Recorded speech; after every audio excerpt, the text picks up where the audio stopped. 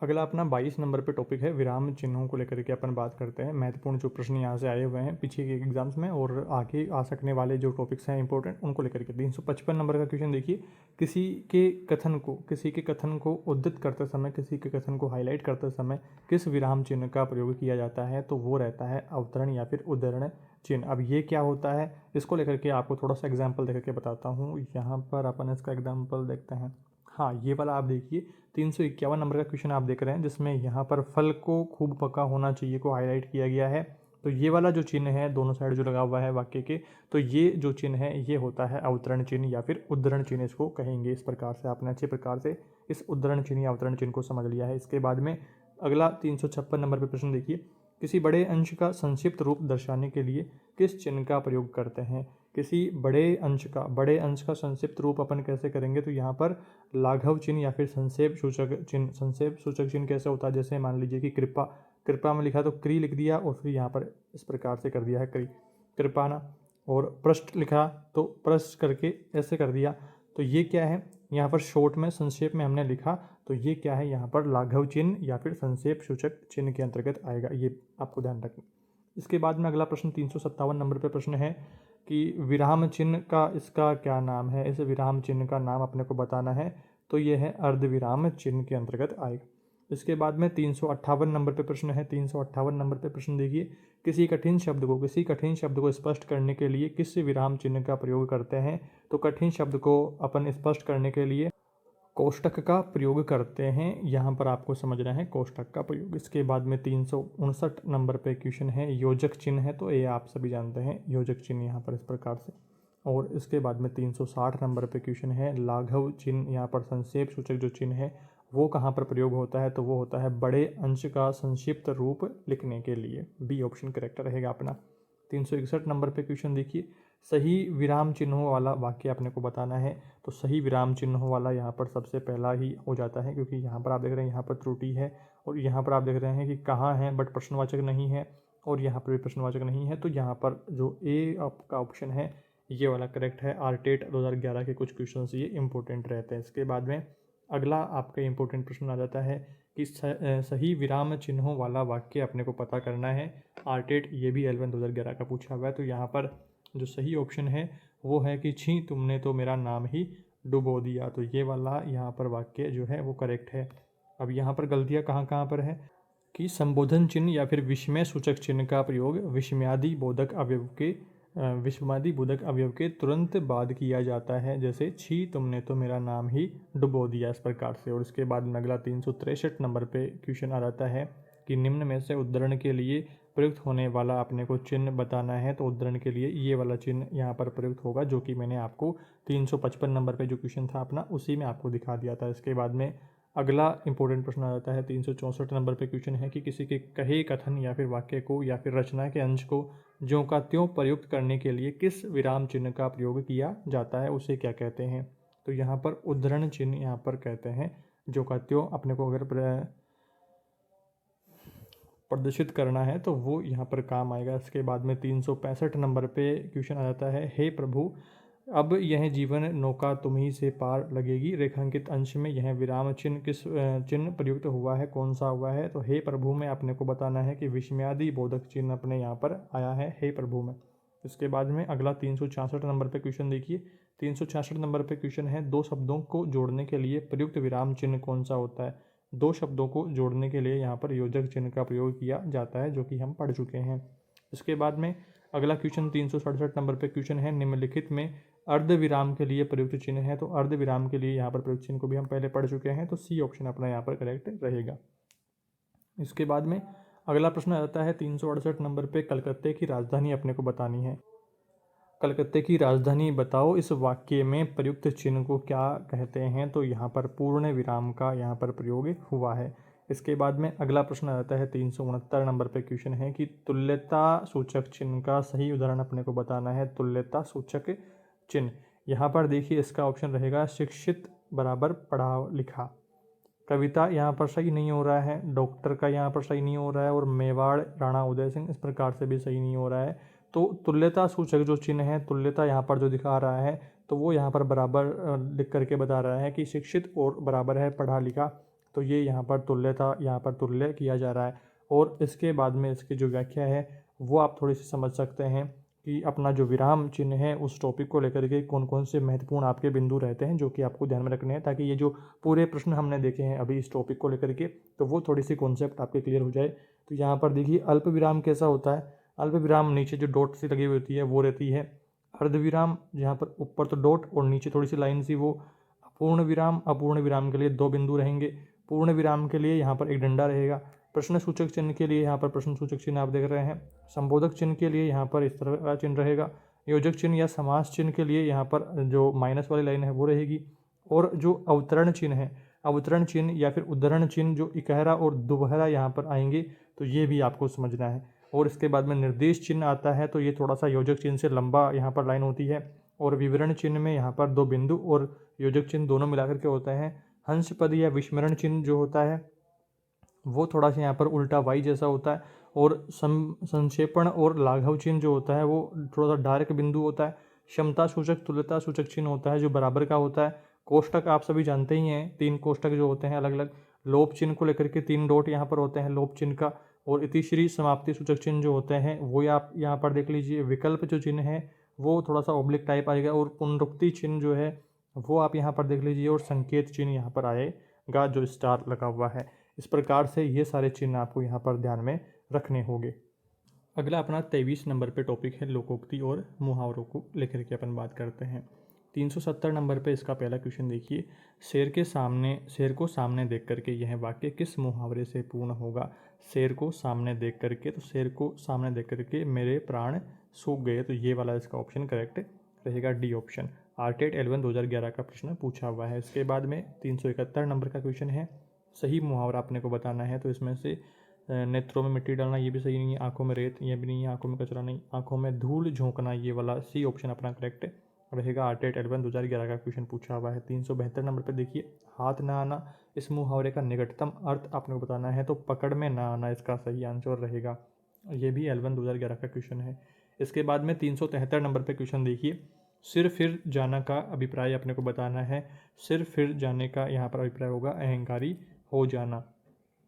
इसके बाद में 374 नंबर पे क्वेश्चन है, कौन सा अर्थ सही नहीं है। आरटेट L1 2011 के ही सारे क्वेश्चन हैं, तो यहाँ पर अर्थ आपको देखिए, छठी का दूध याद आना, तो बचपन का लाड प्यार नहीं, ये गलत हो जाएगा। यहाँ पर आस्तीन का सांप समीप का विश्वासघाती, ये सही है। त्रिंकुश होना, कोई काम करते हुए बीच में ही अटक जाना, ये भी सही है। खून सफ़ेद हो जाना, दया ममता न रहना, तो ये सारे ऑप्शन सही हैं। ए ऑप्शन अपना यहाँ पर नेगेटिव में करेक्ट आंसर ये वाला हो जाएगा।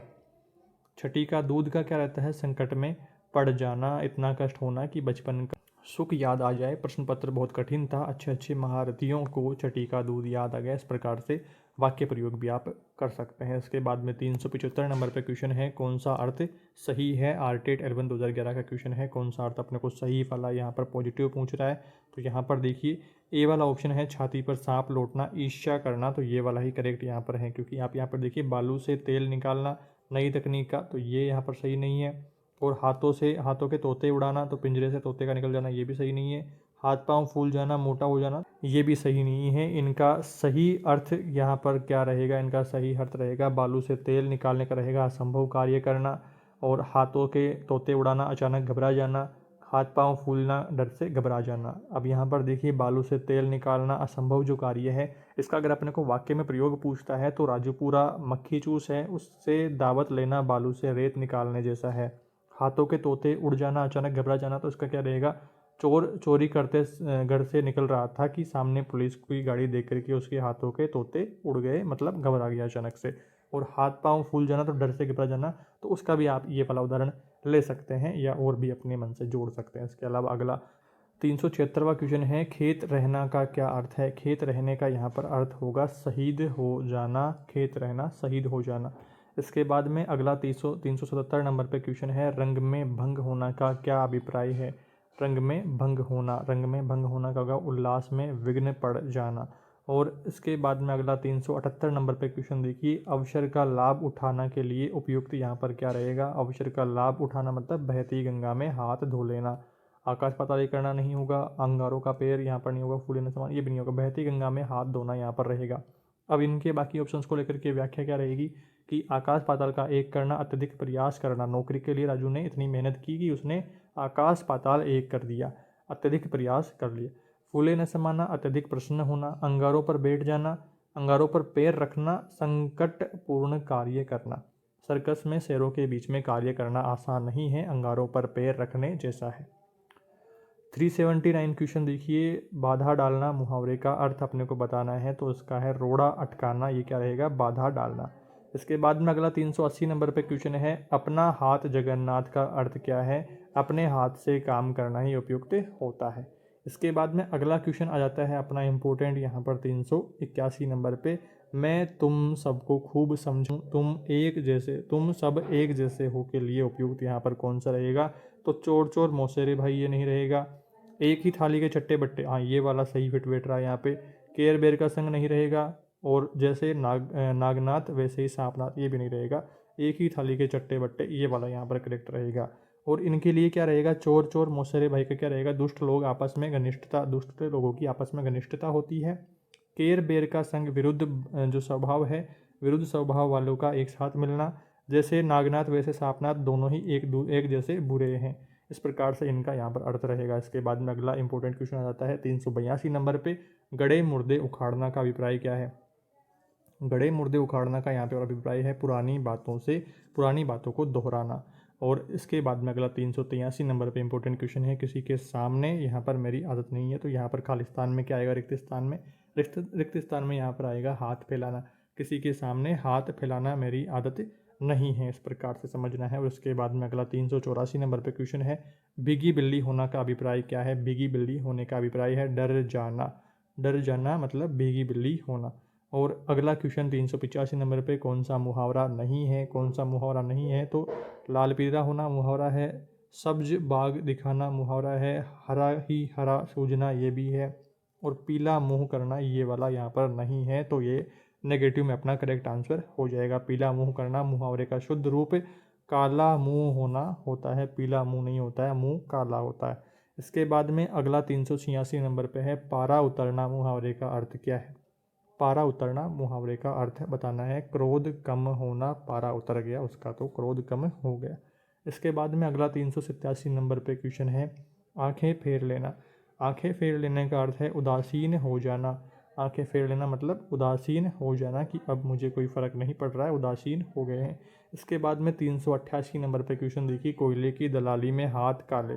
कोयले की दलाली में हाथ काले मतलब खराब काम का परिणाम भी खराब ही होता है, तो ये इसका सही प्रयोग, सही अर्थ रहेगा। इसके बाद में अगला यहाँ पर क्वेश्चन आ जाता है 389 नंबर पे, आस्तीन का सांप। आस्तीन का सांप यहाँ पर रहेगा, आपने पहले भी काफ़ी बार ये पढ़ा हुआ है, तो आस्तीन का सांप यहाँ पर करेक्ट रहेगा। 390 नंबर पे क्वेश्चन देखिए, विज्ञान के लिए नित नए आविष्कारों को देख करके आम आदमी आश्चर्य से यहाँ पर दांतों तले उंगली दबा लेता है, ये वाला फिट रहेगा, यहाँ पर डी ऑप्शन करेक्ट अपना रहेगा। इसके बाद में 391 नंबर पे क्वेश्चन है, काला मुंह होना जो कि हमने अभी पढ़ा, पीला मुंह काला मुंह, तो काला मुंह जो होना है वो उसका अर्थ क्या रहेगा, काला मुंह का है बदनाम होना, काला मुंह होना का यहाँ पर अर्थ रहेगा। अगला 392 नंबर पे क्वेश्चन है, ओठो निकली कोठों चढ़ी का अर्थ क्या है, तो मुंह से निकली बात फैल जाती है, ये आपको समझना है। ओठो निकली कोठों चढ़ी, तो मुंह से निकली बात फैल जाती है। 393 नंबर पे, चांदी का जूता मतलब रिश्वत को कहेंगे चांदी का जूता। 394 नंबर पे क्वेश्चन, घी का लड्डू टेढ़ा मेढ़ा का अर्थ क्या है, उपयोगी वस्तु हर दशा में ठीक ही होती है। उपयोगी वस्तु हर दशा में जैसे भी मिल जाए वैसी ठीक ही रहती है। और इसके बाद में अगला 395 नंबर पे क्वेश्चन है, अशर्फियाँ लूटे कोयलों पर मोहर का आशय क्या है। अशर्फियाँ लूटे और कोयलों पर मोहर, इसका अर्थ है महंगी चीज़ की बजाय सस्ती चीज़ की परवाह करना, ये वाला इसका करेक्ट आंसर रहेगा। इसके बाद में आगे बढ़ते हुए अब अपन बात करते हैं 396 नंबर पे क्वेश्चन देखिए, सुदामा के तंदुल का अर्थ क्या है, तो यहाँ पर रहेगा सामान्य किंतु प्रेम पूर्वक भेंट। इसके बाद में अगला क्वेश्चन आ जाता है 397 नंबर पे, खरी मजूरी चोखा काम। खरी मजूरी चोखा काम का अर्थ रहेगा पूरी मजदूरी देने पर अच्छा काम होता है। और इसके बाद में अगला क्वेश्चन आ जाता है यहाँ पर, पाखंडी व्यक्ति के लिए उपयुक्त मुहावरा कौन सा है। पाखंडी व्यक्ति के लिए होगा बगुला भगत। सारे ये जो हैं 2015 वाले क्वेश्चंस हैं, तो पुराने क्वेश्चंस हैं और यहाँ से इन टॉपिक से और यहाँ से रिपीट भी काफ़ी सारे हो सकते हैं। और यहाँ पर आप देखिए 399 नंबर का क्वेश्चन है, जमात में करामात का अर्थ क्या यहाँ पर रहेगा, एकता में शक्ति होती है, जमात में करामात होती है। रीट L2 2015 के क्वेश्चन हैं ये। और 400 नंबर पे क्वेश्चन है, घाट घाट का पानी पीना। घाट घाट का जो पानी है वो इस प्रश्न के लिए किसी भी विकल्प में घाट घाट का पानी पीना मुहावरे का उचित अर्थ नहीं दिया गया है। घाट घाट के पानी का जो अर्थ है वो इस किसी भी ऑप्शन में नहीं है, तो इसलिए इसमें बोनस दिया गया था। घाट घाट का पानी पीने का अर्थ क्या रहता है, विभिन्न स्थानों पर घूम करके अलग अलग अनुभव प्राप्त करना, घूम करके अनुभव प्राप्त करना। तो ये इसका सही अर्थ रहता है, जो कि यहाँ पर जो है किसी भी अर्थ में सही फिट नहीं बैठता है। देश विदेश का व्यापक अनुभव यहाँ पर थोड़ा सा यहाँ पर समीप आ रहा है, बट एक्चुअल आंसर जो घाट घाट का पानी है वो यहाँ पर नहीं हो रहा है। विभिन्न स्थान अलग अलग, यहाँ पर देश विदेश की ही नहीं, बाकी किसी भी जगह पर हो सकता है कि विभिन्न स्थान को अगर यहाँ पर फिट आंसर बैठेगा, तो इसलिए इसमें बोनस दिया गया था। इसके बाद में अगला 401 नंबर पे क्वेश्चन आ जाता है, मुहावरे के प्रयोग से बने वाक्यों में से सही विकल्प अपने को चुनना है। तो राम तो अपनी अकल का दुश्मन है, ये वाला यहाँ पर क्या है, सही विकल्प है, मुहावरे के प्रयोग से बना हुआ। उसकी मेहनत पर पानी गिर गया पर क्या रहेगा, इसका शुद्ध रूप क्या रहेगा, पानी गिरना नहीं होता है, पानी फिरना होता है। वह अपनी माँ की आँख का चांद है, तो आँखों का तारा होता है, आँख का चांद नहीं होता। तेरी शरारत से मेरी सांस में दम आ गया, तो सांस में दम नहीं आता है, नाक में दम आता है। तो इस प्रकार से ये सारे अशुद्ध थे और शुद्ध आंसर हमने पता कर लिया। इसके बाद में 402 नंबर पे क्वेश्चन है, अंधे के हाथ बटेर लगना, मतलब अयोग्य को सामान सही ढंग से मिल जाना, अयोग्य बिना परिश्रम के अयोग्य व्यक्ति को सुफल की प्राप्ति हो जाना। तो ये क्या रहेगा, अंधे के हाथ में बटेर लग गया, मतलब खुशियों का किसी योग्य व्यक्ति को छोड़ करके अयोग्य व्यक्ति के पास में चले जाना। इस प्रकार से आप ले सकते हैं। इसके अलावा निम्न में से मुहावरा नहीं है, निम्न में मुहावरा नहीं है। अंग लगाना मुहावरा है, अंगारे उगलना, अंग अंग फड़कना, अंत भला तो सब भला क्या है, लोकोक्ति, यहाँ पर इस प्रकार से समझना है। और अगला क्वेश्चन 404 नंबर पे आ जाता है, वस्तु की पूर्ति की तुलना में मांग अधिक। तो ये क्या रहेगा, एक अनार 100 बीमार। वस्तु की पूर्ति की तुलना में मांग अधिक होगी, तो एक अनार 100 बीमार का बात यहाँ पर रहेगी। रीट L2 2017 के क्वेश्चन हैं ये। 405 नंबर पे, घास काटना मुहावरे का अर्थ क्या रहेगा, घास काटना है, गुणवत्ता का ध्यान रखे बिना जैसे तैसे काम निपटा देना। तो ये क्या रहेगा, घास काटना। इसके बाद में अगला 406 नंबर पे क्वेश्चन देखिए। 406 नंबर पे है, इस हाथ से देना उस हाथ से लेना। ये क्या रहेगा, तुरंत फल पा जाना। ये क्या रहेगा, इस हाथ से लेना उस हाथ से देना, तुरंत फल पा जाना। L2 2017 का क्वेश्चन पूछा हुआ है। और इसके बाद में अगला क्वेश्चन आ जाता है 407 नंबर पे। 407 नंबर पे क्वेश्चन देखिए, मुहावरे के प्रयोग से बने वाक्य का सही विकल्प अपने को चुनना है। तो यहाँ पर आप देखिए सी ऑप्शन अपना करेक्ट रहेगा। दोनों भाई खेत के स्वामित्व के लिए लाल पीले हो रहे थे। तो ये क्या है, मुहावरे के वाक्य से यहाँ पर बना है। और इसके बाद में 408 नंबर पे क्वेश्चन है, ईंट से ईंट बजा देना। ईंट से ईंट बजाना मुहावरे का उपयुक्त अर्थ क्या रहेगा, कड़ा मुकाबला करना, कड़ा मुकाबला करना। इसके बाद में 409 नंबर पे क्वेश्चन है, खुद श्रीमान बैंगन खाए औरों को परहेज बताएं। खुद श्रीमान बैंगन खाएं औरों को परहेज बताएं, लोकोक्ति का सही अर्थ अपने को बताना है। तो केवल दूसरों को सलाह देना, लेकिन उसको खुद के व्यवहार में न लाना। तो ये क्या रहेगा, यहाँ पर खुद श्रीमान बैंगन खाएं औरों को परहेज बताएं। इसके बाद में 410 नंबर पे क्वेश्चन है, निम्नलिखित में से लोकोक्ति अपने को बतानी है। तो यहाँ पर एक अनार 100 बीमार, ये क्या रहेगी, लोकोक्ति। और ये क्या है, मुहावरे हैं। इसके बाद में अगला यहाँ पर 411 नंबर पे क्वेश्चन है, वस्तु की पूर्ति की तुलना में मांग अधिक, जो कि अभी अभी हमने पढ़ लिया है। तो एक अनार 100 बीमार वाला ये काम रहेगा। रीट 2021 L2 में क्वेश्चन पूछा है। इसके बाद में अगला प्रश्न आ जाता है, घास काटना। घास काटना मुहावरे का सही अर्थ अपने को बताना है। तो रीट 21 L2 में क्वेश्चन पूछा हुआ है, गुणवत्ता का ध्यान रखे बिना जैसे तैसे काम निपटा देना। तो ये क्या रहेगा, अपना जो घास काटना है इसका यहाँ पर अर्थ रहेगा। इसके बाद में अगला 413 नंबर पे क्वेश्चन आ जाता है, आंखें बिछाना मुहावरे का अर्थ अपने को बताना है। तो प्रेम पूर्वक स्वागत करना इसका उत्तर रहेगा। रीट 2021 L2 में ये क्वेश्चन पूछा हुआ है। इसके बाद में अगला क्वेश्चन आ जाता है 414 नंबर पे क्वेश्चन है, एक तो करेला दूसरा नीम चढ़ा, लोकोक्ति का अभिप्राय क्या है। एक तो करेला दूसरा नीम चढ़ा, तो इसका क्या रहेगा, एकाधिक दोष होना। इसके बाद में आगे बढ़ते हुए 415 नंबर पे क्वेश्चन है, समुचित समय देकर के किया जाने वाला कार्य अच्छा होता है। समुचित समय देकर के किया जाने वाला कार्य अच्छा होता है, इस आशय की उपयुक्त लोकोक्ति अपने को बतानी है। तो सब पके सहज पके सो मीठा होई, सहज पके सो मीठा होई, ये वाला ऑप्शन अपना करेक्ट रहेगा। समुचित समय देकर के, पूरा समय देकर के, इस प्रकार से आप समझिए। और इसके बाद में अगला 416 नंबर पे क्वेश्चन है, आंखों से गिरना। आंखों से गिरना का रहेगा चुपचाप।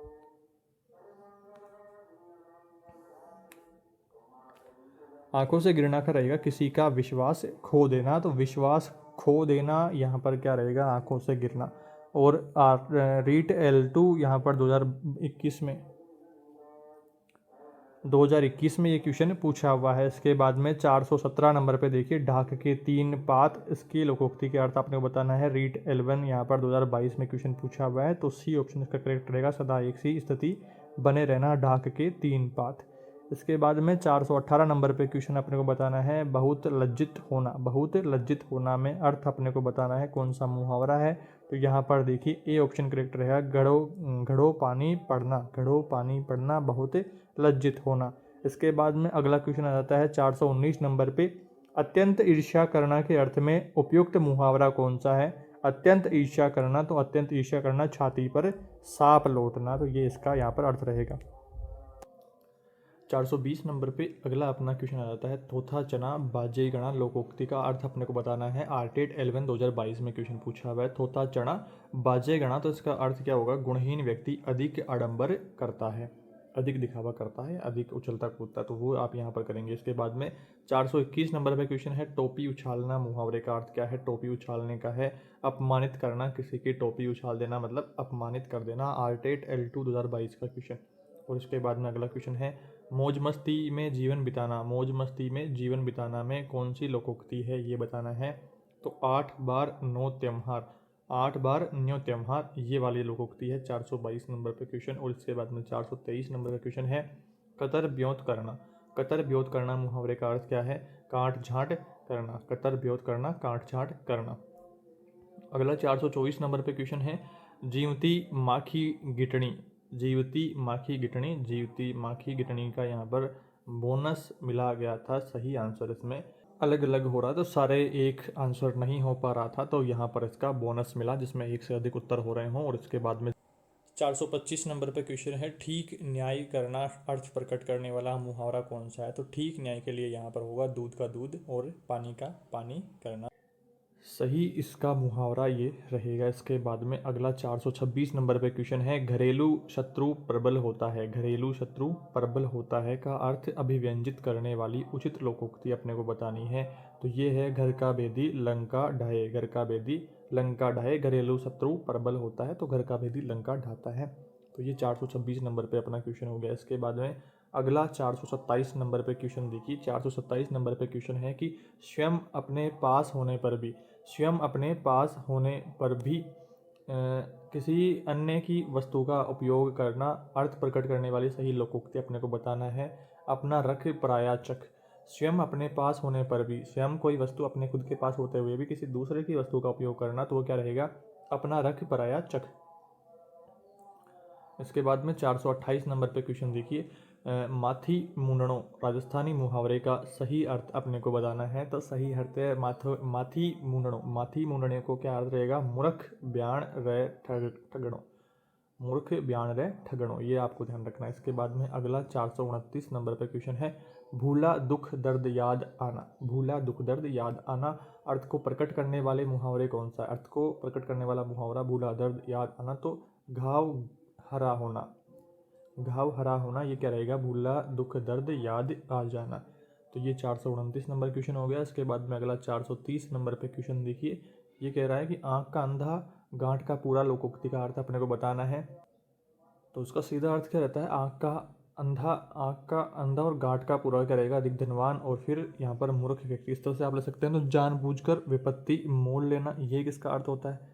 सब और कष्ट होना, ये नहीं रहेगा। मूलतः प्रबंध होना, ये भी नहीं रहेगा। और बुद्धिहीन किंतु संपन्न, ये हो सकता है। ये इसके दो अर्थ हो रहे हैं, तो आई थिंक इसमें भी बोनस मिला था। तो ये आप एक बार और क्रॉस चेक इसका कर लेना। आँख का अंधा गांठ का पूरा, संपन्न किंतु बुद्धिहीन के अंतर्गत आएगा वो। और उसके बाद में 431 नंबर पे क्वेश्चन देखिए, था लेना। था लेना मुहावरे का अर्थ क्या है? था लेना है भेद पता करना, था लेना किसी की जानकारी पता करना, भेद पता करना। इसके बाद में अगला क्वेश्चन है 432 नंबर पे, मन उमग्यो। मन उमग्यो राजस्थानी मुहावरे का सही अर्थ अपने को बताना है। तो प्रसन्न होना, मन उमंग आ गया है तो प्रसन्न होना यहाँ पर उमग्या में। और इसके बाद में अगला अपना 24वां टॉपिक आ जाता है वाक्यांश के लिए एक शब्द। वाक्यांश के लिए एक शब्द अपना इंपॉर्टेंट टॉपिक अगला, और इसका 433 नंबर पे पहला क्वेश्चन देखिए, नगर में रहने वाला को क्या कहते हैं? नगर में रहने वाले को कहते हैं नागर। नागर मतलब नगर में रहने वाला। अगला यहाँ पर क्वेश्चन है 434 नंबर पे, संध्या और रात्रि के बीच का समय जिसके लिए सर्वाधिक उपयुक्त एक शब्द अपने को बताना है। संध्या और रात्रि का समय, तो ये रहेगा गोधूली। गोधूली क्या रहेगा? संध्या और रात्रि के बीच के समय को गोधूली कहा जाता है, ये आपको समझना है। और इसके बाद में अब हम कुछ यहाँ पर अलग अलग जो एक शब्द काम आ रहा है तो उसको यहाँ पर पढ़ते हैं। यहाँ पर देखिए, दिन का मध्य भाग मध्याह्न, दिन का अंतिम भाग या फिर दोपहर के बाद का समय क्या रहेगा? अपराह्न रहेगा। रात का मध्य भाग तो निशित रहेगा। सूर्योदय से पहले 2 घड़ी तक का समय ब्रह्म मुहूर्त रहेगा। सूर्योदय से सूर्यास्त तक का समय तो दिनमान रहेगा। और दिन का प्रथम भाग दोपहर से पहले का समय वो रहेगा पूर्वाहन। और सूर्योदय से पूर्व का समय उषा काल, अरुणोदय, प्रत्यूष काल ये रहेंगे। संध्या और रात्रि के बीच का समय प्रदोष या पूर्व रात्र, और रात्रि व संध्या के बीच की वेला। संध्या वह समय जब गायें जंगल से लौटती है और उनके चलने की धूल आसमान में उड़ती है, तो गोधूली उसको कहेंगे। रात्रि और संध्या के बीच का जो वेला है, बीच का जो समय है, उसको कहेंगे गोधूली। ये सारी जानकारी आपको रखनी है। इसके बाद में 435 नंबर पे अपना अगला क्वेश्चन है, युद्ध करने का इच्छुक। युद्ध करने का इच्छुक के लिए सर्वाधिक उपयुक्त एक शब्द अपने को बताना है। तो युद्ध करने का इच्छुक कौन होगा? युयुत्सु। युयुत्सु यानी कि यहाँ पर युद्ध करने का इच्छुक। और इसके बाद में अगला अपना यहाँ पर आपको समझना है वाक्यांश के लिए एक शब्द के लिए जो अलग अलग हैं, साशा, इच्छा, प्रबल, इच्छा, बार बार, इच्छा। तो इस प्रकार से आपको यहाँ पर हो सकता है। और इसके शू लगा देंगे, या फिर शू तो इच्छुक, या फिर प्रबल इच्छुक, या बार बार इच्छुक, इस प्रकार से परिवर्तन होएगा। जिंदा रहने की इच्छा, तो यहाँ पर क्या रहेगी? जिजीविषा। और इच्छुक जिजीविषु। युद्ध करने की इच्छा तो युयुत्सा, युयुत्सु। इच्छुक कौन रहेगा? युयुत्सु। और विजय प्राप्त करने की इच्छा, तो इच्छा रहेगी जिगीषा। और विजय प्राप्त करने का इच्छुक को क्या कहेंगे? जिगीषु कहेंगे। कार्य करने की इच्छा जिसके मन में है तो उसको क्या, उस इच्छा को क्या कहेंगे? चिकीर्षा। और इच्छुक जो आदमी है या महिला, तो उसको इच्छुक को क्या कहेंगे? चिकीषु। और जानने की इच्छा रखने वाले को, जानने की इच्छा को क्या कहेंगे? जिज्ञासा। और इच्छुक को क्या कहेंगे? जिज्ञासु। सृजन करने की इच्छा रखने वाले को सिसर्षा, और इच्छुक को सिसर्षु। तैरने या फिर पार करने के इच्छुक को यहाँ पर कहेंगे, इच्छा को कहेंगे तितिर्षा, और इच्छुक को कहेंगे तितिर्षु। और मरने की इच्छा रखने वाले को मुमूर्षा, और इच्छुक को कहेंगे मुमूर्षु। भोजन करने की इच्छा को जिज्ञासा, और इच्छुक को जिगत्सु। और मोक्ष की इच्छा रखने वाले को मुमुक्षा, और इच्छुक को मुमुक्षु। और पीने की इच्छा को पिपाशा, और इच्छुक को पिपाशु। खाने या भूख की इच्छा को बुभुषा, और जो इच्छुक है उसको कहेंगे बुभुषा और बुभुषु। और इसके बाद में मारने या फिर घात करने की इच्छा को जिज्ञासा, और इच्छुक को कहेंगे जिज्ञांसु।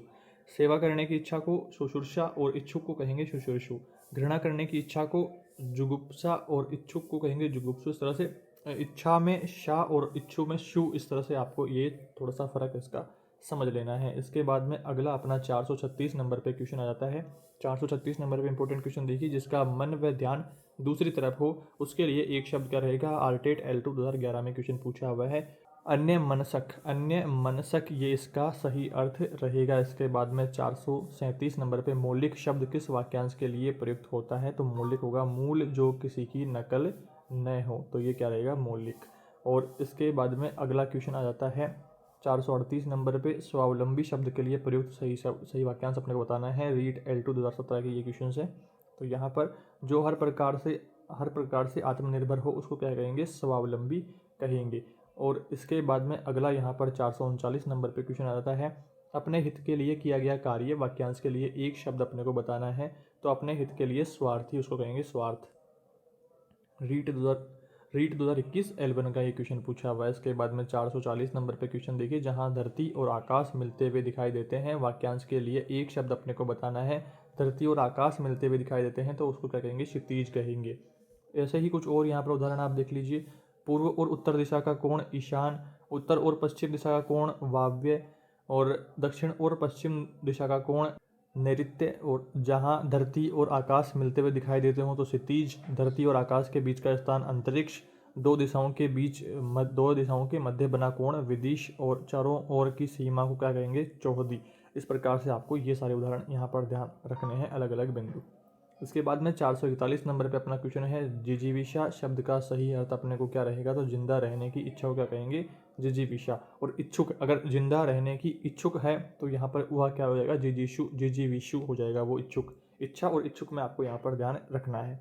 इसके बाद में अगला क्वेश्चन आ जाता है अपने सामने इंपॉर्टेंट, कि जिसकी संवेदना के रूप में अनुभूति हुई हो, वाक्यांश के लिए एक शब्द अपने को बताना है। तो यहाँ पर इसके लिए बोनस मिला था, संवेदु, संवेगो, प्रसूत, संवेदनाएं। तो ये आपको थोड़ा सा यहाँ पर ध्यान रखना है कि ऐसे काफ़ी सारे क्वेश्चंस रहते हैं जिनका अगर आपको आंसर नहीं देखने में आ रहा है, या एक आंसर आप चुन पाएँ ऐसा आपको समझ में नहीं आ रहा है, तो उसी में उलझे नहीं रहना है, आपको आगे क्वेश्चंस के लिए बढ़ जाना है, क्योंकि काफ़ी सारे क्वेश्चंस में ऐसे बोनस भी देखने को मिल जाता है, या फिर थोड़ा सा आउट ऑफ सिलेबस वगैरह सारा चीज़ रहता है कि वो थोड़ा सा मिसप्रिंट इधर हो जाता है। तो हमने पहले के क्वेश्चंस में भी काफ़ी सारी चीज़ें ऐसी देखी हैं कि कई क्वेश्चंस आपके बोनस देखने को मिले हैं, तो उनको आपको थोड़ा सा ध्यान रखना है कि एक ही क्वेश्चन के पीछे उलझे नहीं रहना है, क्योंकि समय आपके पास में एग्जाम में लिमिटेड रहेगा। तो थोड़ा सा आपको फास्टली अपना काम करना पड़ेगा, स्मार्टली प्ले करना होगा। इसके बाद में अगला क्वेश्चन अपन देखते हैं, यहाँ पर देखिए 443 नंबर पे, वह भाव जिसमें सतगुण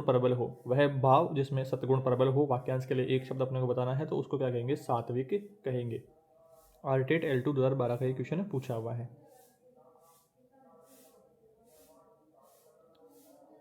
इसके बाद में अगला यहाँ पर 25वां टॉपिक आ जाता है, कारक क्या है। कारकों के बारे में बात करते हैं। देखिए, कारक का अर्थ क्या है, तो कारक का अर्थ है क्रिया को करने वाला कारक। आरटेट L2 2012 का क्वेश्चन पूछा हुआ है। थोड़ी सी परिभाषा को लेकर की व्याख्यात्मक बात करते हैं। तो कारक क्या है, कारक शब्द का शाब्दिक अर्थ होता है क्रिया को करने वाला को कारक कहते हैं। परिभाषा कैसी आएगी इसकी, जब किसी संज्ञेय सर्वनाम पद का संबंध वाक्य में प्रयुक्त अन्य पदों विशेषकर के क्रिया के साथ में किया जाता है तो उसे कारक कहते हैं। और विभक्ति, कारक को प्रकट करने के लिए संज्ञेय सर्वनाम के साथ जो चिन्ह लगाया जाता है उसे क्या कहते हैं, विभक्ति कहते हैं। हिंदी में 8 कारक होते हैं, कर्ता, कर्म, करण, संप्रदान, अपादान, संबंध, अधिकरण और संबोधन। ये 8 कारक हिंदी में होते हैं। अब इस सारणी के माध्यम से आप ये समझिए, कारक चिन्ह और विभक्ति आपको समझना है। तो यहाँ पर देखिए, कर्ता ने क्या रहेगा, प्रथमा। कर्म को ये क्या रहेगा, द्वितीय। करण से या फिर के द्वारा, तो ये रहेगा तृतीया। संप्रदान के लिए या फिर के वास्ते, तो ये रहेगा चतुर्थी। और अपादान से पृथक होने के अर्थ में क्या रहेगा, पंचमी रहेगा। और संबंध में काके की ये रहेगा, और यहाँ पर षष्ठी रहेगी। अधिकरण में पेपर रहेगा तो सप्तति रहेगा, सॉरी। और संबोधन में हे ओ अरे रहेगा तो संबोधन रहेगा।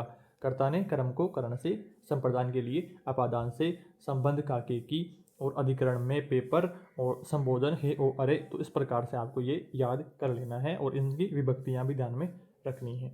इसके बाद में अगला प्रश्न आ जाता है 445 नंबर पे। प्रश्न देखते हैं, हिंदी में कारक कितने हैं, तो कारक हैं 8। अभी हमने पढ़ा, आरटेट L1 2012 में क्वेश्चन पूछा हुआ है। इसके बाद में अगला क्वेश्चन की ओर बढ़ते हैं। 446 नंबर पे अपना क्वेश्चन है, कर्ता के साथ में नए कारक चिन्ह युक्त वाक्य में क्रिया सदैव भूतकाल की होती है। तो कर्ता के बाद चिन्ह ने का प्रयोग केवल भूतकालिक क्रिया के कर्ता के साथ में ही होता है, वर्तमान व भविष्यकालिक क्रिया के कर्ता के साथ में नहीं होता है। ये बात ध्यान रखनी है। और इसके बाद में अगला 447 नंबर पर क्वेश्चन है, चाहो तो इस कलम से पूरी कहानी लिख दो। इस वाक्य में कलम किस कारक में है, तो कलम है करण कारक में। करण कारक क्या होता है, क्रिया को पूर्ण करने में जो साधन या फिर कार्य करता है उसे क्या कहते हैं, करण कारक कहते हैं। चाहो तो इस कलम से पूरी कहानी लिख लो। इस वाक्य में कलम साधन है, वह करण का शाब्दिक अर्थ साधन ही होता है, अतः इस वाक्य में कलम में करण कारक होगा। इस प्रकार से समझना है। और इसके बाद में अगला 448 नंबर पर क्वेश्चन है, मैं कलम से किताब लिखता हूँ। मैं कारक कौन सा है, कलम से में कारक कौन सा है, कर्ता ने कर्म को करण से यहाँ पर रहेगा, तो यहाँ पर बी ऑप्शन अपना करेक्ट रहेगा। तो कर्ता ने कर्म को, ये आपको ध्यान रखना है। इसके बाद में 449 नंबर पे अपना क्वेश्चन आ जाता है। 449 नंबर पे क्वेश्चन है को और के लिए, को और के लिए, को और के लिए किस कारक से यहाँ पर किस कारक के चिन्ह हैं। तो यहाँ पर आपको ध्यान रखना है संप्रदान के लिए, संप्रदान को, संप्रदान के लिए, तो ये यहाँ पर हो गया है। और इसके बाद में अगला क्वेश्चन आ जाता है अपना 450 नंबर पे क्वेश्चन है निम्न में किस वाक्य में संप्रदान कारक है। तो यहाँ पर तीसरा ऑप्शन अपना करेक्ट रहेगा, राजा ने निर्धनों को कंबल दिए। तो ये आरटेट L1 2011 का क्वेश्चन पूछा हुआ है। इसके बाद में अगला क्वेश्चन यहाँ पर 451 नंबर पे क्वेश्चन आ जाता है कि आज संकट के बादल, आज रिक्त स्थान संकट के बादल छाए हुए हैं। तो यहाँ पर क्या रहेगा, देश पर संकट के बादल छाए हुए हैं। ये वाला यहाँ पर करेक्ट आंसर रहेगा ए ऑप्शन, अधिकरण कारक के अंतर्गत ये आएगा। देश पर काले बादल छाए हुए हैं, इस प्रकार से रहेगा, तो अधिकरण कारक में आएगा। पर में पेपर यहाँ पर आ रहा है। और 452 नंबर का क्वेश्चन देखिए, को कारक चिन्ह का प्रयोग होता है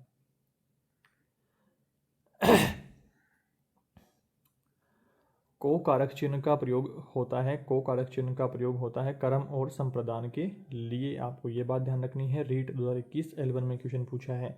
453 नंबर पे क्वेश्चन, कारक को प्रकट करने के लिए प्रयुक्त किया जाने वाला कौन सा चिन्ह होता है। तो उसको क्या कहेंगे, प्रसर्ग कहते हैं कारक को प्रयुक्त करने के लिए। तो रीट 21 L1 में ये क्वेश्चन पूछा है। और 454 नंबर पे क्वेश्चन देखिए, 454 नंबर पे क्वेश्चन है, उन्होंने अपने जन कल्याणकारी कार्यों से लोगों के दिलों पर शासन किया। दिए गए वाक्य में कौन सा काल है। तो पूर्ण भूतकाल काल इसके अंतर्गत आएगा। 455 नंबर पे क्वेश्चन देखिए, मैं कलम से किताब लिखता हूँ, उसमें कारक का कौन सा भेद है। तो यहाँ पर है करण कारक। रीट 2021 L2 में ये क्वेश्चन पूछा है। इसके बाद में अगला यहाँ पर प्रश्न आ जाता है 456 नंबर पे क्वेश्चन है, पुलिस ने चोर को दंड दिया, वाक्य में प्रयुक्त विभक्ति रूप है।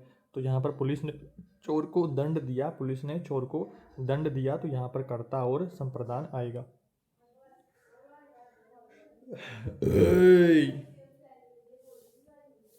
कर्ता ने और संप्रदान को यहाँ पर आ रहा है। तो यहाँ पर दो कारक हो रहे हैं। इसके बाद में अगला 457 नंबर पे क्वेश्चन है कि शालिनी घर से आती है, शालिनी घर से आती है, इस वाक्य में कौन सा है। तो से आ रहा है, तो यहाँ पर क्या रहेगा, अपादान कारक रहेगा।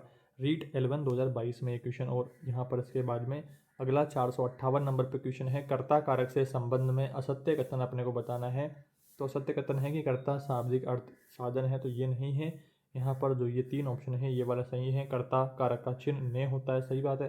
क्रिया करने वाले को व्याकरण में कर्ता कारक कहते हैं, सही बात है। कर्ता कारक में विभक्ति का प्रयोग सकर्मक क्रिया के साथ में भूतकाल में ही होता है। तो ये सारी बातें सही हैं। आरटेट L2 2022 का क्वेश्चन ये पूछा हुआ है। इसके बाद में अगला 459 नंबर पे क्वेश्चन है, देव गंगा हिमालय से निकलती है, इसमें कौन सा कारक है। इसमें कारक है यहाँ पर अपादान कारक। इसके बाद में अगला क्वेश्चन की ओर बढ़ते हैं। अगला क्वेश्चन अपना इंपॉर्टेंट आ जाता है 460 नंबर पे, स्वरूप ने गरीबों को कंबल दिए, स्वरूप ने गरीबों को कंबल दिए। तो गरीबों को यहाँ पर आ रहा है। तो को में रेखांकित पद में कारक कौन सा है। तो को के लिए कारक कौन सा आएगा, संप्रदान कारक यहाँ पर आएगा। ये आपको अच्छी प्रकार से समझ लेना है, जो कि हमने पहले से ही कारकों को लेकर के डिटेल में बात कर ली है। आई होप आपका ये टॉपिक अच्छी प्रकार से क्लियर हो गया है।